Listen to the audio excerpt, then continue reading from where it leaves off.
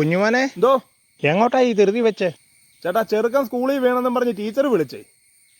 അവർ ആശുപത്രി കൊണ്ടുപോയെന്നാ പറഞ്ഞേ. ഞാൻ ആശുപത്രിയിലോട്ട് പോവുക. ഇപ്പം അങ്ങോട്ട് കയറുവാണെങ്കിൽ 11:30 ബസ്സിന് പോകാമല്ലോ.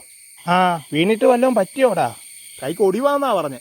അവന്റെ കൈയല്ലേ 2 മാസം മുമ്പൊന്ന് ഒടിഞ്ഞേ? ആ, അത് അവധിക്ക് വീണാ. ആ, സ്കൂൾ അടച്ചാലും സ്കൂൾ തുറന്നാലും നമുക്ക് സൗകര്യം തരികയില്ല.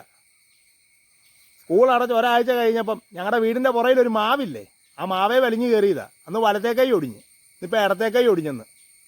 എന്നാ ചെയ്യും? അയ്യോ, ഭയങ്കര കുരുത്തക്കേടാ ചേട്ടാ. നീയും ചെറുപ്പത്തിൽ മോശമൊന്നും അല്ലായിരുന്നു ഉരുണ്ട് കയറാനായിട്ട്. ആ, ഞാൻ ആരോട് പരാതി പറയാനാ? എൻ്റെ കയ്യിൽ പോയില്ലേ. പൈസ കൊണ്ടോ കയ്യില്? ആ, പൈസയൊക്കെ ഉണ്ട്. അവള് കൊച്ചന്തി? അവള് പണിക്ക് പോയി. തൊഴിലുറപ്പിൻ്റെ പണിയുണ്ടല്ലോ, അതിന് പോയി. എനിക്ക് പണി തുടങ്ങിയില്ല, മഴയല്ലായിരുന്നു. നിനക്കിപ്പോൾ അറിവൂടാടാ പണി? ഞാൻ മോനമേശ്വരിയുടെ കൂടെ. ആ, നമ്മുടെ മീശമോൻ്റെ കൂടെ അല്ലേ? ആ, പാലൊക്കെ എടുത്ത് കഴിഞ്ഞോ? ആ, പാലൊക്കെ എടുത്ത് കഴിഞ്ഞു.